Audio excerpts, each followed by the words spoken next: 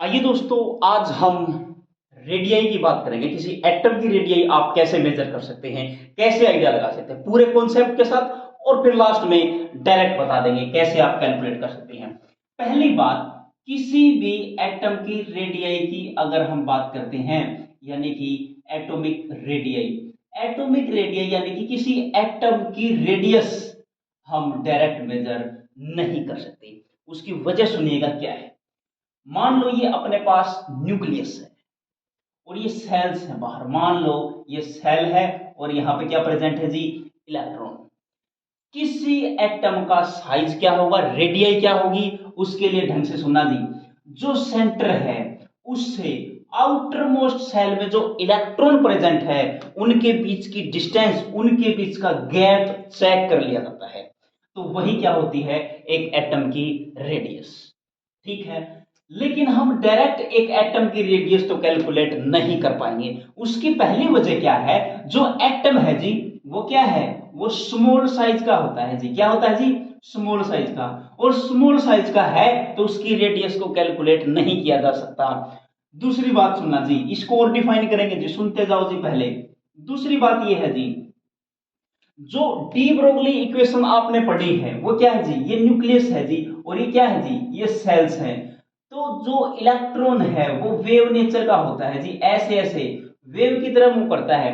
यानी कि एक बार वो इलेक्ट्रॉन बहुत दूर होता है, यानी कि गैप क्या होता है जी, ज्यादा, और एक बार वो इलेक्ट्रॉन बिल्कुल पास आ जाता है।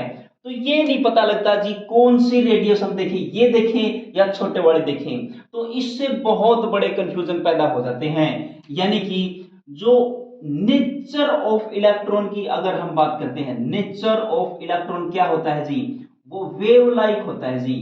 वेव लाइक होता है, वेव जैसा नेचर होता है, जैसे वेव चलती है। देखो जी ऐसे, डी ब्रोगली इक्वेशन से हमें ये बात पता लगी थी। यानी कि हम ऐसे तो मेजर नहीं कर पाएंगे, तो हम कैसे मेजर करेंगे। तो सुनना जी, एटम की रेडियस हम ऐसे नहीं, हम किसी मॉलिक्यूल की मेजर कर लेंगे, और मॉलिक्यूल की मेजर करके उसे हाफ कर भी सकते हैं और नहीं भी कर सकते हैं, फिर उसकी रेडियस बता देंगे। तो यहां पर हम कौन सी रेडियस मेजर करेंगे फिर बता देंगे, हम मॉलिक्यूल कौन सा था और कैसे देखेंगे। पहली बात हम बात करेंगे जी कोवलेंट रेडियाई की। कोवलेंट रेडियाई क्या होती है ये देखेंगे जी, ठीक बात है। नंबर 2 पे हम क्या देख लेंगे जी, मेटेलिक रेडियाई। अगर वो मेटल हुआ तो उसकी रेडियाई क्या होगी, मेटेलिक रेडियाई बोलते हैं जी। नंबर 3 पे अगर कोई भी गैस प्रेजेंट है, जैसे नोबल गैस या अदर गैस मॉलिक्यूल भी हो सकते हैं, उसके केस में हम क्या करते हैं जी, वंडरवॉल रेडियाई देख लेंगे जी। और ये तीनों कॉन्सेप्ट अगर आप समझ गए, समझ लेना इनऑर्गेनिक केमिस्ट्री का, इनऑर्गेनिक केमिस्ट्री का बहुत कुछ मामला आपको समझ में आ जाएगा। पहली बात ये सुनना जी, ढंग से समझना है जी, ये याद नहीं करने जी डायरेक्ट। ठीक है जी, तो सबसे पहले हम बात करेंगे जी किसकी, कोवलेंट रेडियाई की कर लो, मेटल किसी की कर लो। ठीक है जी, मान लो हम किसकी बात करने बैठ जाते हैं, मेटेलिक रेडियाई की। यानी कि मेटेलिक रेडियाई को आप कैसे डिफाइन करोगे जी, मेटेलिक रेडियाई होती है जी, नाम से ही पता लगता है किसी मेटल की होती है जी। किसकी जी, मेटल। कोई भी मेटल होगी और ये मेटल आपस में क्या करेंगे जी, एक दूसरे को, ये मान लो जी न्यूक्लियस था जी इसके अंदर, और ये क्या है जी, ये दूसरी मेटल है। ये मेटल मान लो ए है और वो भी क्या है, ए है। ये दोनों सेम मेटल है और ये जस्ट टच करेंगे जी, एक दूसरे से टचिंग टचिंग में होंगे।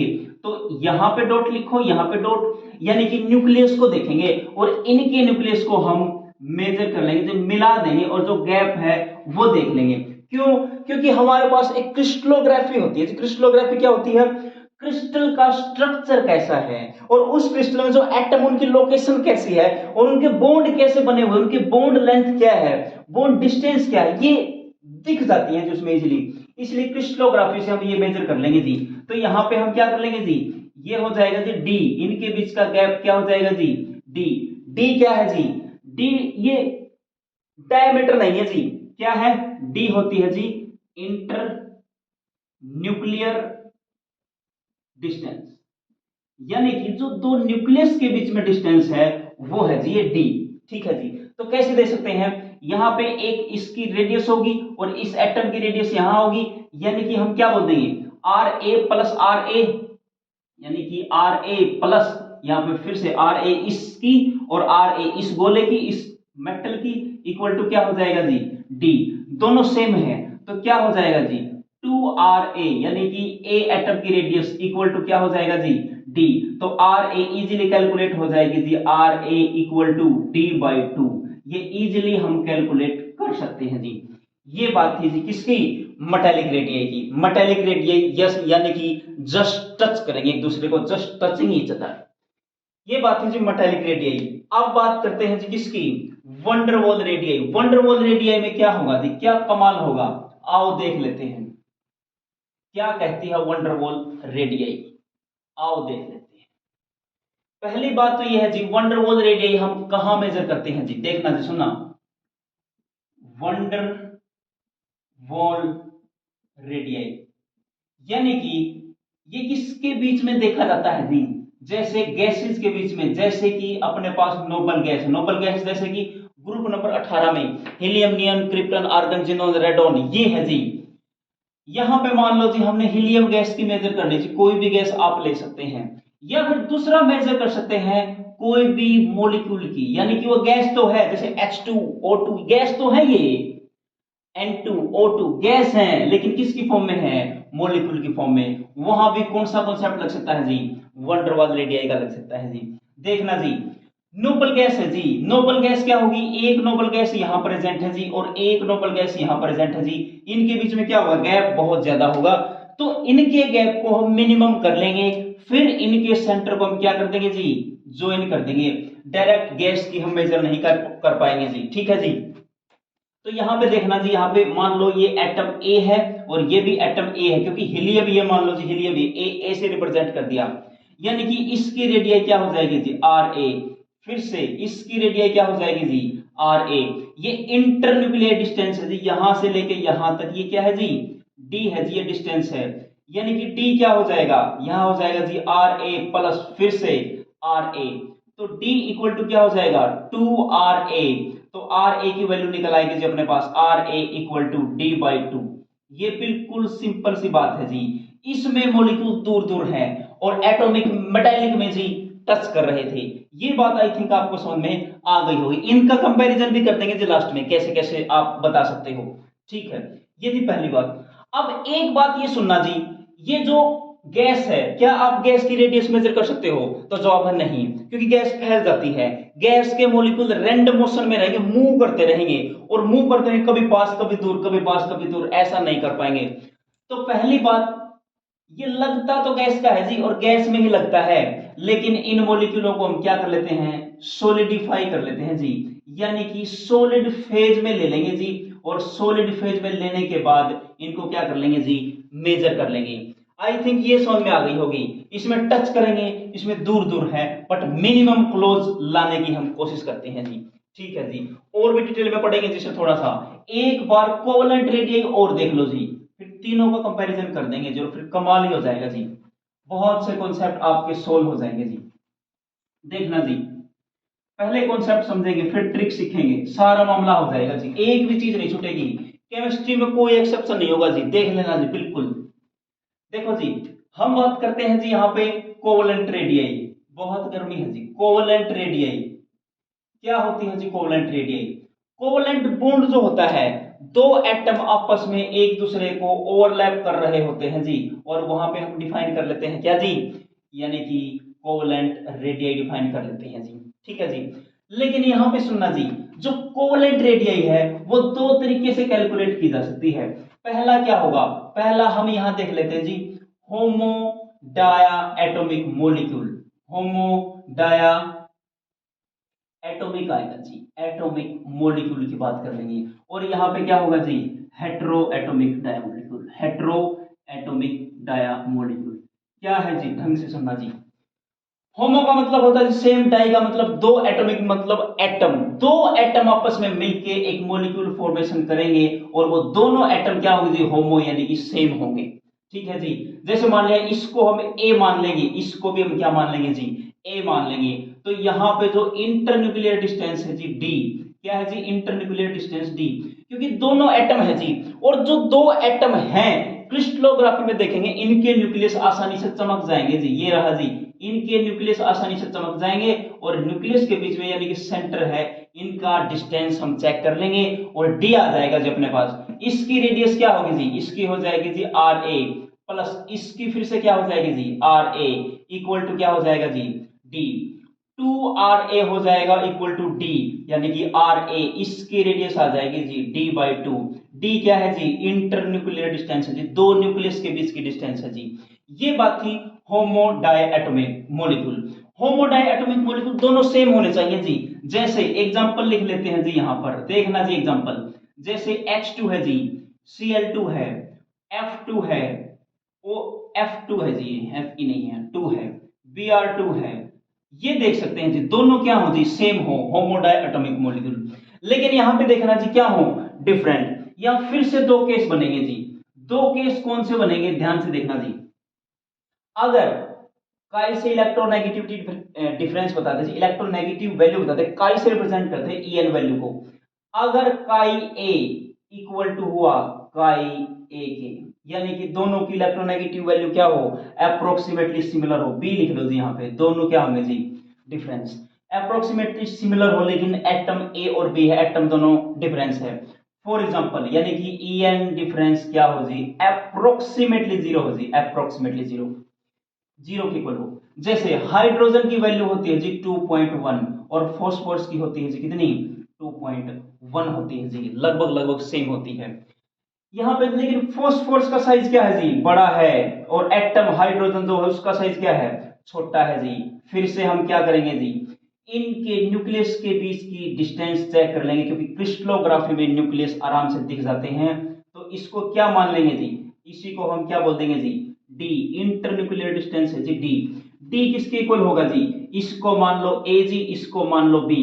जैसे हाइड्रोजन फास्फोरस बड़े बड़ा फास्फोरस मान लो जी, इंटरन्यूक्लियर डिस्टेंस डी क्या होगी जी रेडियस ऑफ ए, इसकी रेडियस बड़े वाले की प्लस रेडियस ऑफ बी छोटे वाले की रेडियस, ये मामला बन जाएगा जी। ठीक है जी। अब सवाल उठता है, अब ए की रेडियस ज्यादा है ए की रेडियस कम है, तो क्या हम इसको ऐसे लिख पाएंगे, तो जवाब है नहीं लिख पाएंगे।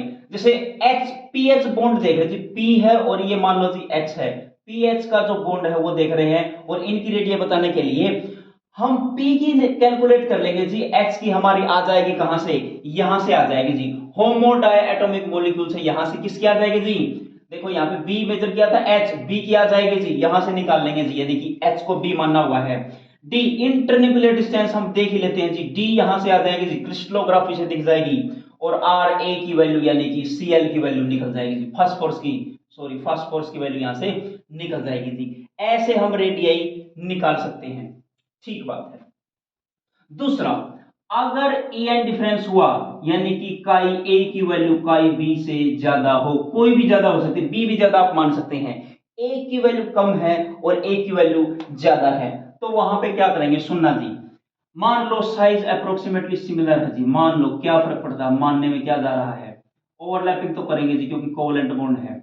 देखो जी ए और बी है जी, ये मॉलिक्यूल ए और बी, इनके बीच में एक इलेक्ट्रॉन बी का और एक इलेक्ट्रॉन किसका जी ए का, इनिशियल सिचुएशन यह थी, लेकिन ए की EN वैल्यू ज्यादा है, यानी कि ये दोनों इलेक्ट्रॉन किसकी तरफ शिफ्ट होते हुए दिखेंगे ए की तरफ।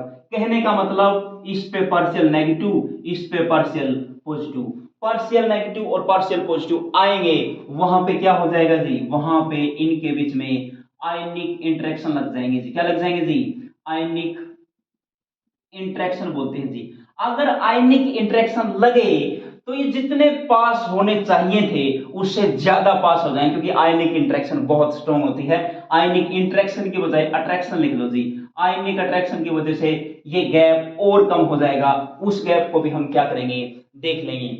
यहां पे मान लो जी ये था जी ए और ये कौन सा एटम है जी बी, तो हम क्या करेंगे देखो R A plus R B equal to क्या रख लेंगे टी। ऐसा पॉसिबल नहीं है जी, क्यों पॉसिबल नहीं है, क्योंकि एक पे पार्शियल नेगेटिव और पार्शियल पॉजिटिव, इसको भी तो कम करना है। इसको कम करने के लिए देखना जी क्या करेंगे, हम लिख लेंगे R A plus R B, इसमें से कुछ माइनस कर देंगे जी, क्योंकि जो अट्रैक्शन हुआ अट्रैक्शन की वजह से कुछ न कुछ कम हुआ है, कुछ न कुछ डिस्टेंस या गैप कम हुआ है। तो कैसे करेंगे 0.09 से कर देंगे जी, और ब्रैकेट में ले लेंगे जी मॉडुलस ले लें, पॉजिटिव वैल्यू मतलब आनी चाहिए जिनकी काई ए माइनस काई बी, इनका मोड ले लेंगे जी, इक्वल टू क्या हो जाएगी, डी के इक्वल हो जाएगी जी।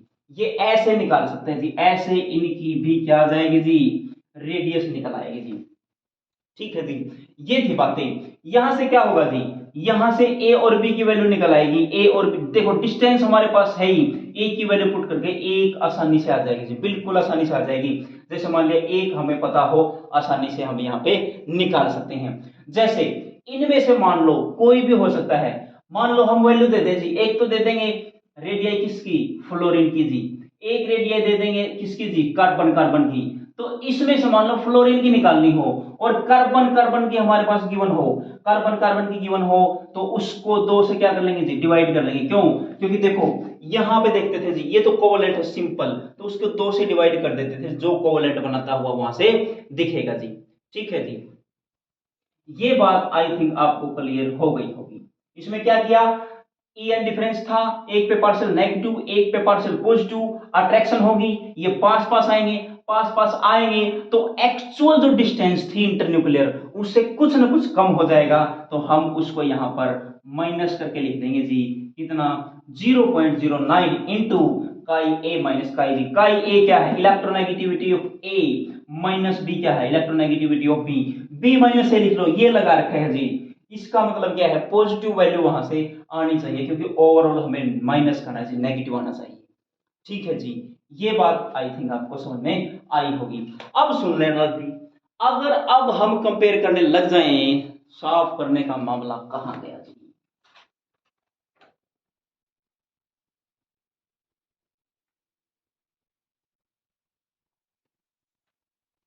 देखो जी, ये है जी, साफ कर देते हैं इसे।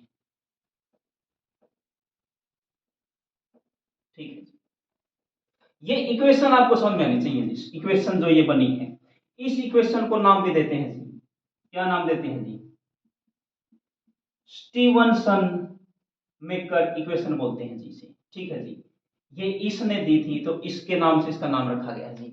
अब देखना जी, अब सुनना ढंग से, यही मिला साफ करने का, तो मिला ही नहीं कोई इससे। देखो जी, हमने देखा जी सबसे पहले क्या जी, एक रेडियई है जी, कौन सी, कोवलेंट रेडियई है जी, कौन सी है जी, कोवलेंट। और एक रेडियई कौन सी है जी, मेटालिक, उसमें जस्ट टच कर रहे हैं। और एक है जी वंडरवाल, उसके बीच में गैप क्या है जी, बहुत ज्यादा है। इसको आप ऐसे सोच सकते हो, देखो पहली बार अगर रिश्ते के लिए जाते हो तो क्या है, बिल्कुल थोड़ा सा क्या होता है जी, गैप होता है जो उनके बीच में, रिश्ते बिल्कुल गैप में आराम से बिस्किट विस्किट चाय वाय पियेंगे, सारा मामला भुजिया खा लेंगे, सारा मामला हो जाएगा, बट गैप होगा। जैसे ही उसके बाद फंक्शन वगैरह पार्टी वगैरह होगी, थोड़ा बहुत पक्का मामला होता हुआ दिखेगा तो टच कर लेंगे, हाथ वगैरह मिला लेंगे, और जैसे ही शादी हो जाएगी, ये आपको पता होगा, ये मेरे को कोई आइडिया नहीं है जिसका। ठीक है जी, आई थिंक ये बात समझ में आ गई होगी। इसका यूज कहां होता है जी, देखो यहां से आसानी से दिख रहा है, ये क्या है जी, रेडियई कौन सी, वंडरवाल, मॉलिक्यूल दूर दूर है, गैस की बात कर रहे हैं। ये क्या है जी, मेटालिक रेडियई है जी, मेटल की है, टच करेंगे जस्ट टचिंग। और ये क्या है जी, कोवलेंट रेडियई, सबसे बड़ी क्या है जी, वी, यानी कि वंडरवाल रेडियई सबसे बड़ी है जी। फिर उसके बाद क्या है जी, उसके बाद है जी मेटालिक, उसके बाद क्या है जी, आरसी, सी मतलब क्या है जी, कोवलेंट। ठीक है जी, यहां से वी पे कोई भी नाम रख सकते हैं जी, यहां पे मान लो विनोद नाम रख दिया जी, विनोद। और यहां पर क्या होगा जी, एमसी, और बच गया, एमसी का मतलब महाचंद जी। ठीक है, बाकी आपकी समझदारी है, आप कुछ भी लिख सकते हैं। ठीक है जी, ये बात आपको समझ में आई होगी। अब इसका यूज कहां होगा, इसका तो बहुत ही बेहतरीन यूज करके बता देंगे। देखो एक छोटा सा इंट्रोडक्शन मैं दे देता हूं कैसे यूज हो सकता है। जैसे हाइड्रोजन और हीलियम, ये पहले ग्रुप की बात है जी, किसकी बात है जी, फर्स्ट पीरियड की बात है, फर्स्ट पीरियड, ये फर्स्ट ग्रुप में आता है और ये 18 ग्रुप में आता है, नोबल गैस है।